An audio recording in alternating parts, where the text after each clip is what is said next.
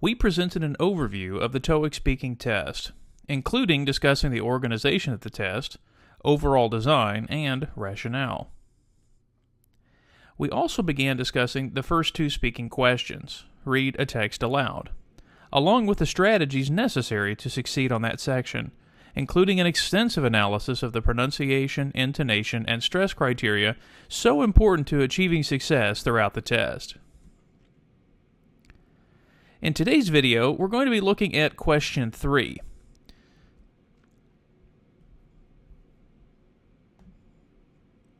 In today's video, we're going to be looking at question 3. Describe a picture. And you will notice immediately in the evaluation criteria that there are some additional ideas we'll have to be discussing in our video, but that we'll also be briefly reviewing some of the things we talked about regarding pronunciation, intonation, and stress.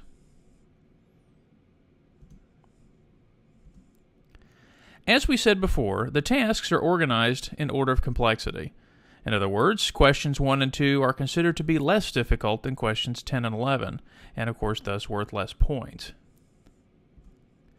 Again, by looking at the evaluation criteria, we can see that as we progress throughout the test, we will continue to have to be responsible for all of the criteria that occur in the category before it. So, for example, when you look at question 11, you basically have to be responsible for all of the things you did in questions 1 through 2, 3, and 4 through 6. So the idea here is that in question 11, they're going to be evaluating you on all of these ideas, not just on a couple. Again, we mentioned that each criterion on the test is measured holistically, which means, again, that it's an overall appraisal of your skills rather than just, focusing on individual errors. And each criterion is measured from 0 to 3. Which 3 is the highest and 0, of course, is the lowest. This is different, of course, for questions 10 through 11, which is 0 to 5.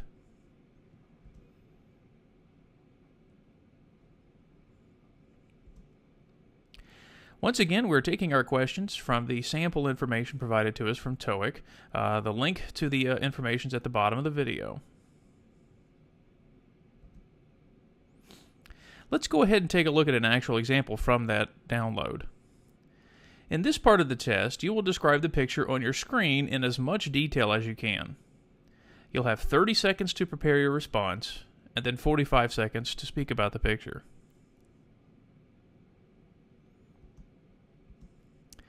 Now, of course, the first thing to think about is what exactly is our objective? Is it basically just to give a list of words and things that we see in the picture? Or are we supposed to tell some kind of story? Well, again, think for a moment, which would be more interesting to you as the listener? As we said, do we make a list of things that we see? Do we describe only one part of the picture? Say, the most interesting part? Well, as we said before, the idea here is that we're looking for a little bit more than just pronunciation, intonation, and stress. We're also adding 3 other categories: grammar, vocabulary, and cohesion. Now, what I've seen in my experience so far, that when it comes to evaluating pronunciation, intonation, and stress, the idea here is that we're focusing more on, can you be understood? As we mentioned, intelligibility. This is something we discussed in the first video. Can you speak in a clear way, natural way, using proper expression and an understanding of the words and ideas you're using? And the key to think about here is that you will always be evaluated on these things throughout the test. Of course, I think that as you progress through the test, the words you use and the ability to express yourself becomes more important. But clearly, it will still play a part if you have trouble in pronouncing certain words. So keep in mind, even though the pronunciation, intonation, and stress criteria are foundational, you'll find them throughout the test, they'll play a part in every speaking task. So again, even though it's a big part of the first task, you will see it for all of the activities on the test. So, in my experience, the best way to look at the grammar and vocabulary requirements is to think of it in 2 different dimensions, or 2 different levels. There's the kind of minimal requirement that the test is looking for, and then you will see a higher level that we will talk about in just a moment. But in terms of the minimal requirement, in other words, what the test considers to be the basic idea in order for you to receive a satisfactory score, you have to focus on the fact that the structure of your response will be important. So, for example, do you have the correct subject-verb agreement? Or do you have words listed in the correct order? This is what the test considers to be the minimal requirement. If you can satisfy these things, then you'll receive at least a satisfactory score. But in my opinion, if you want to get a higher score, you'll have to do more than that. You'll have to make sure that you use some variety and complexity in your response. So, for example, instead of just using the simple present tense, we might want to throw in some examples of the present progressive and the future tense. So again, this is an idea here that we can show ETS and the evaluators of the test that we know more than just basic grammar ideas. And I think it's pretty difficult to get a high score if you can't throw in some grammatical variety. Now, the same is true for the vocabulary requirement. There is a minimal requirement and then a higher level possibility. For the minimal requirement, you have to make sure that the vocabulary you choose is appropriate. In other words, you choose the right words. So if we see, for example, in the picture, if we say woman instead of girl, so if there's an older woman standing in the middle of the picture, we don't say the girl in the middle of the picture. We make the right vocabulary choices. So again, I think this is a minimal requirement. If you cannot get the right words, then you're not going to get even a basic score. But of course, in order to get a better score, in my opinion, you have to use words that are rich and diverse. So, for example, instead of just saying they're in a market, we can add more ideas to make it more interesting, saying something like it's an open-air fruit market. So, part of the idea here is that there are basic requirements that the TOEIC's looking for, and then I think if you can improve on those, if you can add variety of grammatical structure, and variety of vocabulary, you'll probably get a better score on this particular activity. Now, the third item, cohesion, is thinking a lot about how words kind of come together. Now, we've discussed this concept in other video series, especially the reading series. But the idea of cohesion is to think about how words stick together. So whether we are rephrasing ideas or we're using signal words. And those signal words help to provide a flow and to help things fit together. Now, once again, signal words are words that help give a step in a process, words such as first and next and finally. Words that help give examples to an argument, such as for example. They give opposing or contrasting points of view, however, on the other hand. And they're words that also give definitions, that is, or this means. Now, of course, there are many more signal words that are out there, but I believe that some of these are helpful in giving a response on this part of the test, and other parts as well. But in my real kind of observation, I think on this part of the test, the location signals, those location markers, are probably going to be the most common signals used. And that's because you're looking at an actual physical photo. So, for example, instead of just saying the man, if there's more than one man in the picture, we're going to have to be more specific. So, say the man on the left, or the woman on the right, the little girl next to the door in the center of the room. So notice I'm using these more specific signals, these location signals, to kind of qualify where the people are. And I think that's going to be important, especially if you have a picture that has a large group of people in it. Again, for more on signal words and cohesion, I would recommend going back to the TOEIC reading skills video that we have on our YouTube channel, especially video 3, which is referring to the reading comprehension.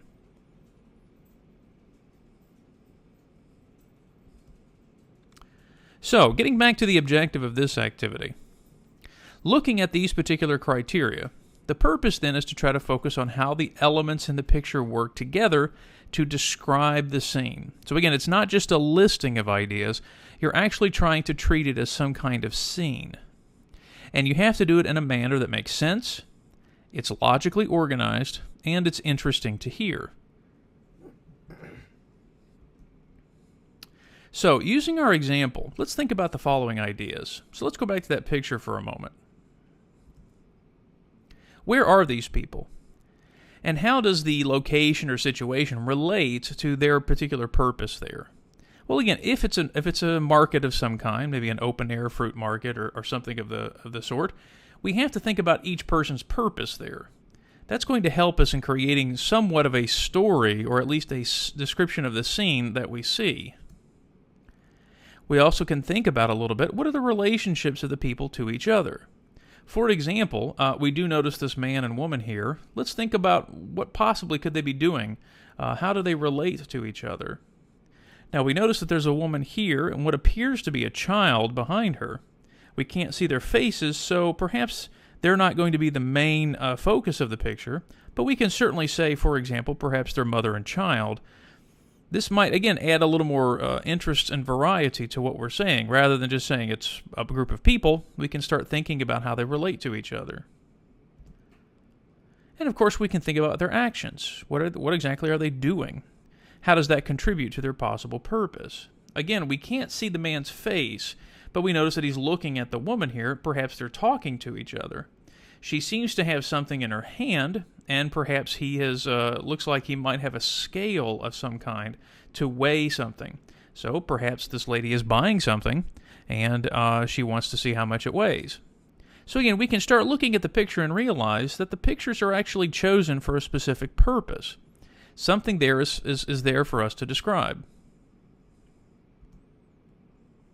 Now this brings us, I think, to our first hint, and I think this is a very helpful one when it comes to thinking about how to give a good response.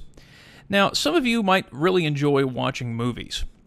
So I'm going to talk a little bit about an important kind of setup in films called the establishing shot.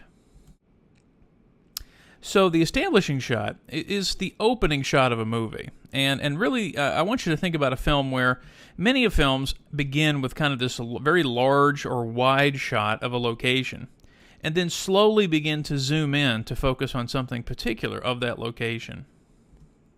So this establishing shot helps to establish many things quickly about the world of the movie and the characters that are going to be in it. So, for example, maybe you see a large picture of New York City. Sometimes films will begin with that big picture of the entire city. Now, we're going to use an example in this video, and it's going to be one based on the city where we're located, and that's Cincinnati. So first off, we see the entire downtown of the city. So imagine that this is the first scene, the very, very first thing you see in a movie. So we look at this picture of the skyline of downtown Cincinnati. Now let's imagine for a moment. Again, this is the establishing shot. What are we going to do next? What's going to happen? Are we just going to look at this particular picture and not do anything? Well, suddenly you'll notice that most filmmakers either zoom in on something specific or usually cut to different places around the city. So watch what's going to happen here. So now we're looking in the downtown area. This is Fountain Square. Watch what happens, what we cut to next. Now we're at the PNC Bank building. Next. Great America Ballpark, which is the home of the Cincinnati Reds professional baseball team.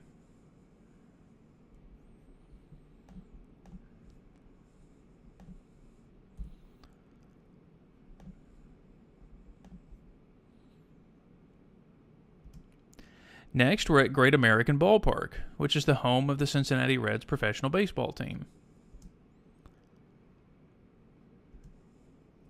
Then we cut to Music Hall, which is specifically Washington Park, which is outside of a music hall, and people are sitting outside ready for an outdoor concert.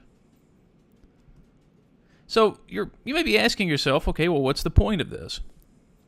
Well, what I want you to think about is that establishing shot, that first picture we saw of the downtown skyline of Cincinnati, maybe is interesting, but it's not enough to tell the whole story of the city. We can look at that giant picture of the city, but eventually our eyes are going to start to wander and focus on other things. So in this case, what a director will do is take that establishing shot and break it down into smaller elements. And again, it's the director that kind of guides us from one place to the next, and it helps us prepare for what story is going to follow. So again, I've taken all of the images now, and I want us to think about how can we connect these images in their particular order to that first establishing shot. What exactly is the director trying to say and using all of these particular pictures? Well, again, how can we connect that information to that first establishing shot? Well, watch what I'm going to do. I'm going to try to talk us through and help us understand what we're trying to accomplish in this activity. This is the city of Cincinnati, Ohio, located on the Ohio River. In the heart of downtown sits the famous Fountain Square, an iconic landmark of the city.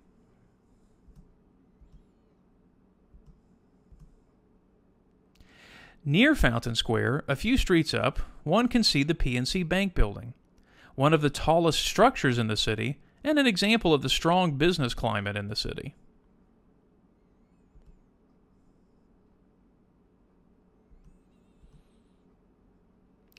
Just down from the PNC building is the world-famous Great American Ballpark, home to the beloved Cincinnati Reds. Cincinnati loves its sports. But it's also a city that loves its arts and entertainment. Here we have a group of concert goers outside of the famous Music Hall, home of the Cincinnati Opera, Symphony Orchestra, and Ballet. So what I was doing, in fact, is called setting the scene. By starting with the establishing shot and then connecting it to those particular images, I was giving you kind of a scene, an idea of how to think about this particular city. So again, a movie is not just one image or even a collection of images that are random. We have to make some sort of connection and think about what is the director trying to say about this topic. Well, if you think about it, what the director is trying to say in this example is that Cincinnati is a city filled with many local historical landmarks and important financial, sports, and cultural institutions. And the only way we can really do that visually is to show pictures. But we have to show those pictures in a particular order or a particular way. Now, of course, a director can choose any order that he or she wants. But the important thing to think about for this activity is we probably need to focus on what's important first. So again, we have to think about a lot of the same things. What do I see in this picture? Where is it taking place? And who are the people in the picture? Why is it presented in this way? So think about when I looked at that picture of the open-air market. What is it exactly about that particular composition of people? Why is it presented in this particular way? Why didn't we see the people's faces on the right? Well, in a moment we'll talk about that. And of course, thinking about in those 45 seconds when I'm describing something, what am I supposed to pay attention to? Is every detail important? For example, does it matter that the man in the center was wearing shorts? And how do I connect all of this information in the shot to make it interesting to listen to? Again, that's the key. We have to make it interesting. So now let's return to our original photo. So now let's think about it in the same way that we discussed with the skyline of Cincinnati. Where are these people? Well, again, it looks like a fruit market of some kind, or a vegetable market. Perhaps it's an open-air market. Who are the people we see? Well, in this case, we definitely see customers on the right and the left, and perhaps this is the owner in the middle. We don't know, but we can certainly guess. Some other background information. We can see bananas hanging next to a scale. There's the scale, and there are the bananas to the right. We can see what appears to be other fruit, like grapefruit or apples or so on, in the fruit stand. But now we need to think about, we could look at the background information, but that's not enough. We actually need to think about now, where is the most important dramatic information taking place? Now, I think this is something that TOEIC does, and oftentimes students don't pay attention, but I think the TOEIC chooses pictures that have a definite sort of compositional strength. In other words, there's some part of the picture that seems to be a little more important than the other.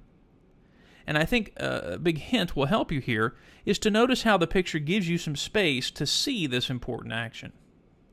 So, as you're looking at the photo, you'll notice that there's almost a clear dividing line here in the middle that seems to be separating the right side from the left. Now, this is not always the case on the TOEIC, but take a look and see, where do we think the most dramatic information is taking place? Well, again, it's on the left side. Now, why did we say that? Well, first off, we notice it's because the two people actually seem to be looking at each other. And we can actually see this lady's face, and she's holding something. So I think the first thing I noticed when I looked at the photo is that's where my eyes went after I looked at the whole picture. After I looked at everything, I noticed the first place my eyes began here between these two people. They're the most interesting because, again, I think the TOEIC has chosen a very specific kind of dramatic position here. So how would we describe the action that's occurring between these two people? What could be happening in this picture? And think about what might even happen after this scene. So, for example, why is this lady buying these things? Is there a particular purpose for why she's buying them? Well, we can be interesting here and be creative. So the idea here, I think, after we've talked about the setup of the picture, is to think about that I think the TOEIC is really looking for a concept we call speculation. You see, the TOEIC is testing you to see if you are good at making guesses as to who, what, when, where, and why the people are there, and why are they doing these things. Well, this is called speculation. Now, speculation can be talking about the immediate present, and especially the future, and I think can really make your response on this part of the test much more interesting. Now, speculation involves some of these following ideas. So, for example, verb phrases. Phrases such as, it appears that, or it seems that, he or she looks as if. So notice all of these particular words kind of give an idea that we're not exactly sure, but we can make a guess based on what we see. She could be. So, for example, she could be buying this food for this particular reason. So already notice the grammatical structure is a little more interesting. We used the particular phrase could be. They will. So there's an example of using the future tense. We could also include some adverbs, such as, well, they're probably, or maybe she's buying this. Perhaps it's for this reason. We can also think about time phrases as helping with speculation. In the future, soon, in the next few minutes. So, again, think about that maybe the customer is finishing her transaction. What is she going to do with that food that she's buying at the fruit market? Perhaps later that afternoon, she's going to make lunch for her family. So already we're giving some interesting possible guesses based on the information we see in the picture.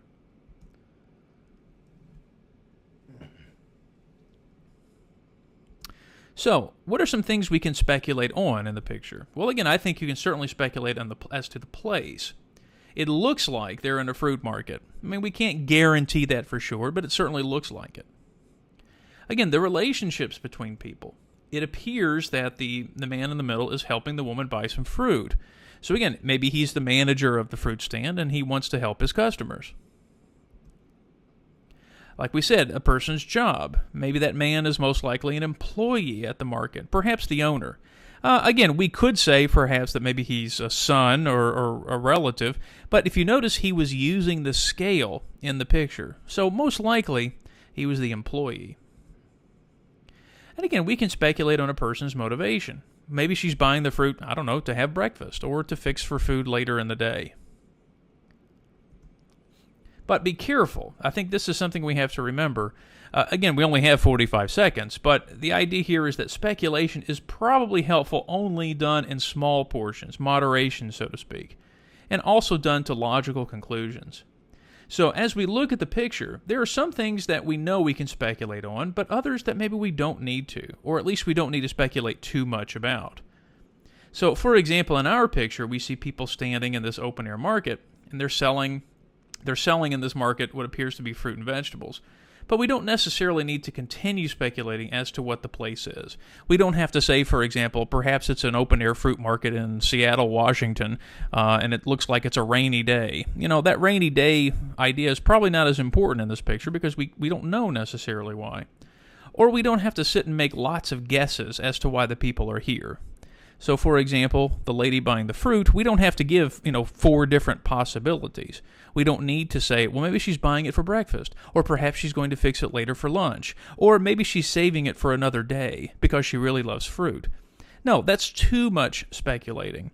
Again, the idea here is that we can provide some speculation because it makes it interesting. But if we continue and continue to speculate, it sounds like we're just trying to fill all of the time. So again, speculation is great, but done in moderation. And then finally, as we said before, make sure we speculate on only what's relevant. Again, relevant means what relates to the picture. Now, does it really matter what country they're in, or exactly how old the people are? Well, again, if you notice, we can't really see the other women in the photo, so we don't have to say the old woman in the picture. That's really not necessary. Only if we have people who are basically look the same or on 2 different locations, but only then I would use a location signal, such as the woman on the left. In my opinion, what the test is looking for is to focus on only what's important. So that's the idea of the action of the people involved. We don't have to speculate about everything. So again, what else could we speculate? Well, first off, it's hard to actually see what she's buying. I guessed it might be potatoes, but you might think it might be something else. But what do you think is not important to speculate on, or at least not to mention? Well, I look around the picture itself, and I don't have to speculate necessarily what time of day. I see lights, but how do we know if it's morning, afternoon, or night? Well, we don't. Is that necessarily important? Maybe not. So, for example, is the man young or old? Well, that's not really important. He's basically the only man we see in the picture. So, I think we can speculate on some things, but I don't know necessarily we need to speculate on everything. For example, it might look like it's summer, perhaps, or at least it's warm, but that's probably not important.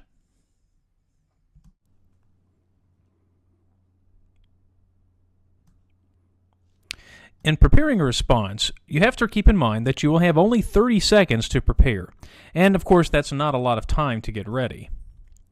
Now, much as we discussed in the first video, we need to follow some sort of systematic way to prepare and deliver a response in 45 seconds. Of course, one difference between this particular question type and the read a text aloud is that there is no fixed script to follow. So this is one of the challenges here, is that now you have to be creative in filling this 45-second time. So before we actually begin, keep in mind those 4 ideas we discussed earlier. We need to use some kind of signal words to help connect ideas together. We need to use vocabulary that's interesting in order to describe what we see.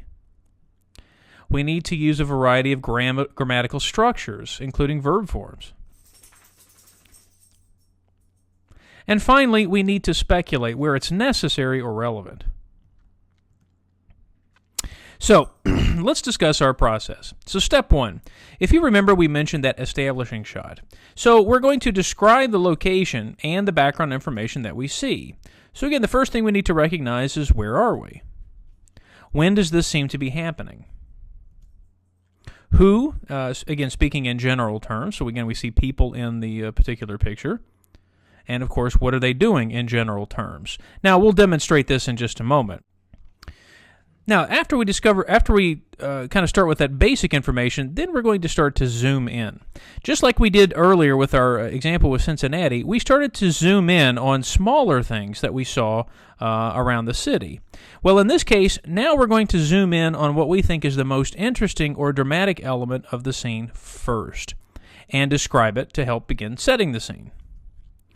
So keep in mind that I think, in my experience, the photos that are chosen for use on the TOEIC almost always have kind of a very clear compositional idea. So it's usually pretty easy to see what the main action of the picture will be, and you'll generally find it either on the right, the left, or in the center. So again, I don't think it'll be very difficult to find what will be the most important element to describe first. Then step 3 is to fill in the rest of the scene. In other words, move on to some other part of the picture and describe those elements too. But a caution here to think about. It's usually better to move either in a right to left or a left to right direction when you start moving from the main dramatic element. So, in other words, don't go back and forth. So, don't go back and forth between the parts of the picture. So, once you've finished describing one part of the picture, don't go back to it. So, start with the most interesting piece of information, then move on to other elements, but don't go back to the main piece of information. So, again, let's look at our picture. I'm going to give you a chance to try this on your own. Pause the video and take about 30 seconds to prepare a response. Then try to describe what's going on in the picture around using 45 seconds. Now remember our process. First, establish the scene by looking at everything we see and give us the kind of general ideas and details. Then begin to zoom in on what we think is the most interesting element or elements, and then fill in the rest of the information that we see. After you're finished, return to the video and then listen to a sample response that I will give.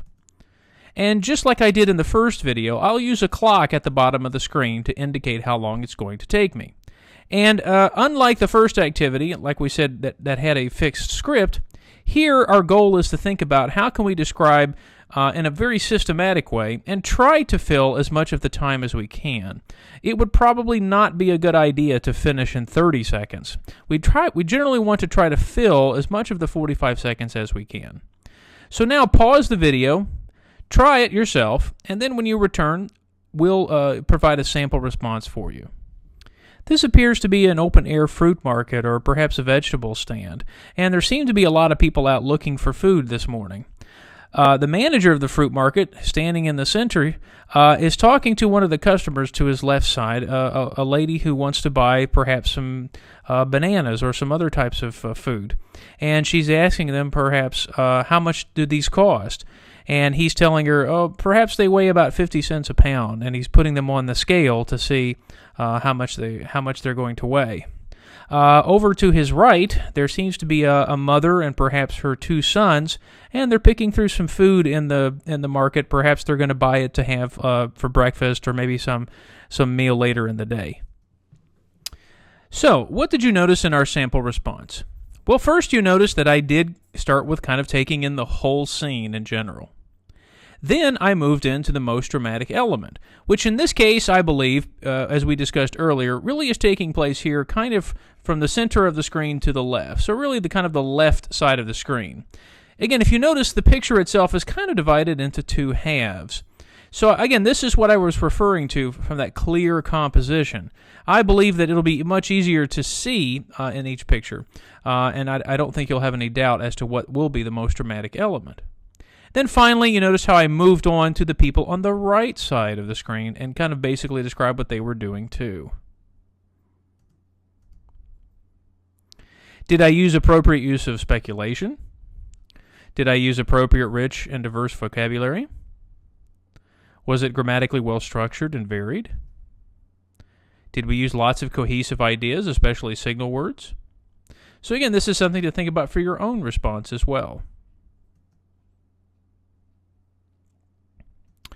Now, in terms of evaluating the response, let's go now and actually look at the score system provided in the TOEIC information in the link that you'll find at the bottom of this video. Again, the scores receiving here are in a holistic fashion. So again, the highest score you can receive is a 3, and just like before, 2, 1, 0 are the particular scores that follow. Now, let's take a look at the 3 score and see what it says. The response describes the main features of the picture. So again, notice that key word there is main. That's why I stated earlier that it's generally good to start after you've described the general scene to immediately go into the main idea of the picture. Now, notice it says the delivery of the response may require some effort, but it's generally intelligible. So I think that's the key here, is that it's generally intelligible. We can generally understand what the person is saying. And, of course, the vocabulary and use of structures, and again, structures is referring to grammatical structures, allow for coherent expression. In other words, we can kind of follow along with what the person is saying. So notice the 3 score is kind of the overwhelmingly positive score.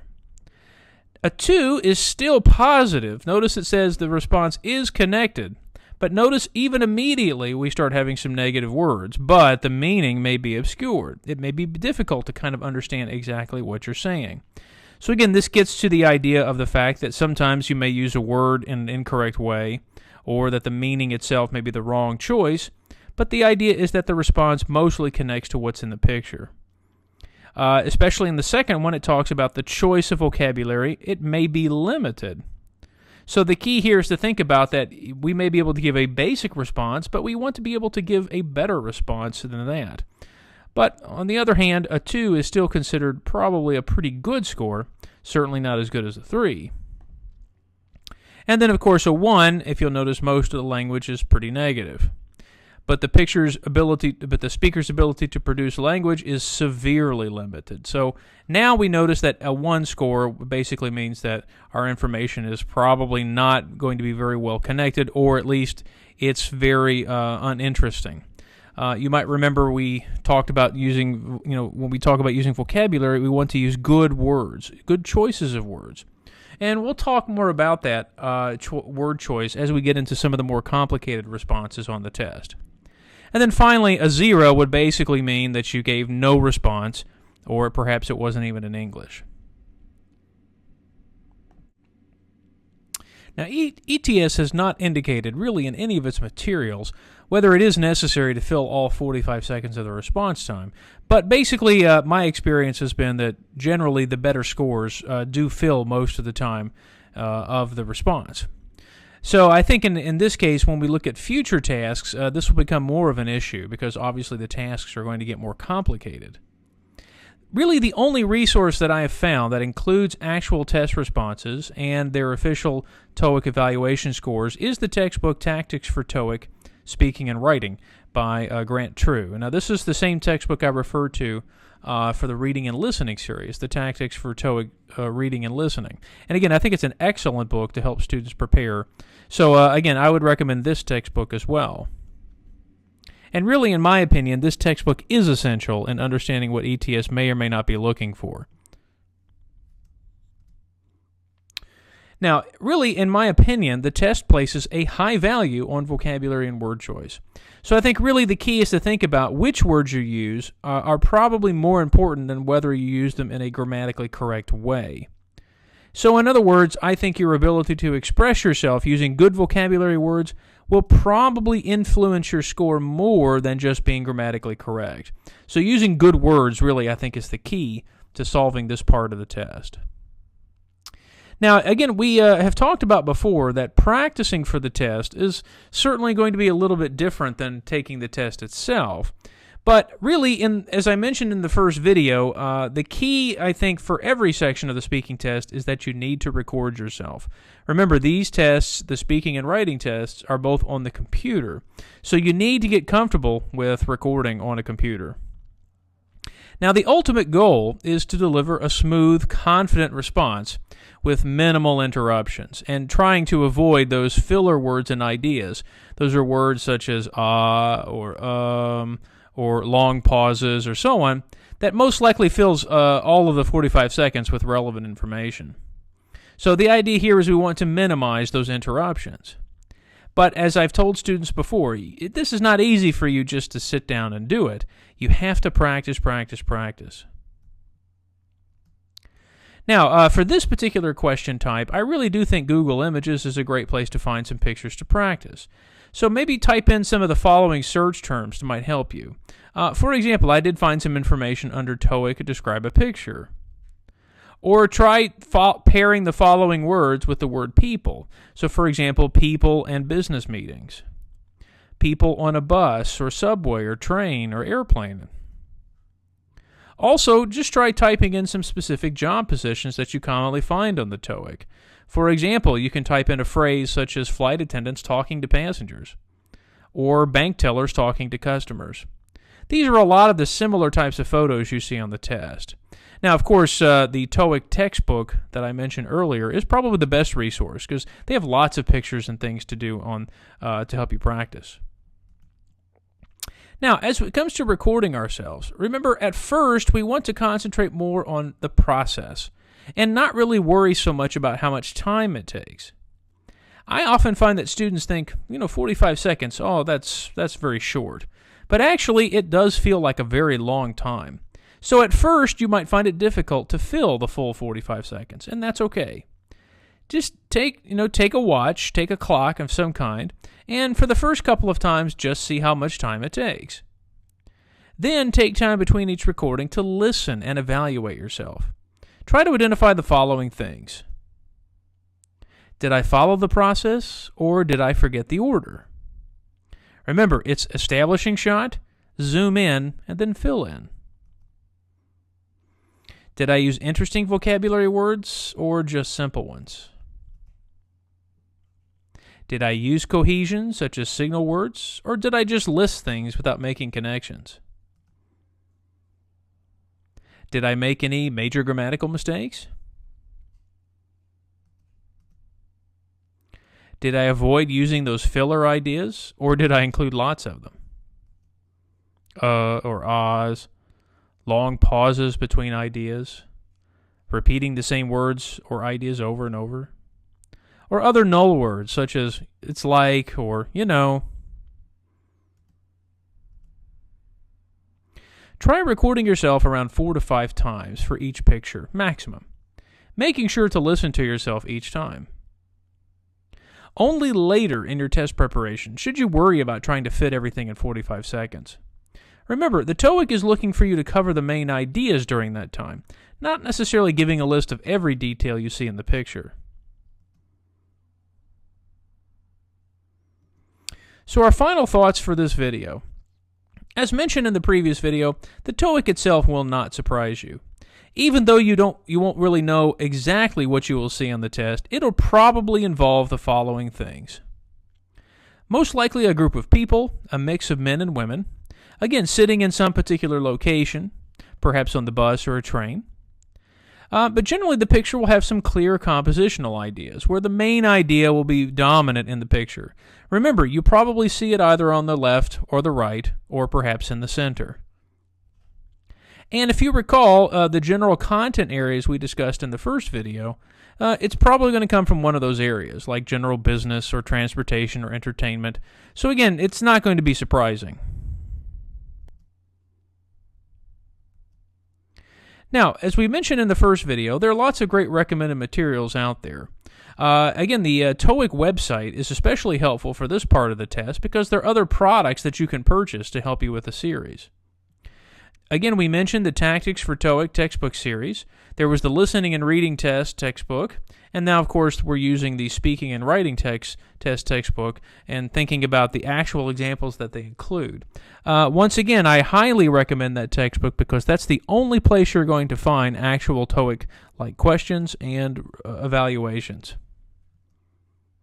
And then finally, I do want to mention once again that we have a TOEFL TOEIC preparation website, and the link of which you can find at the bottom of the screen.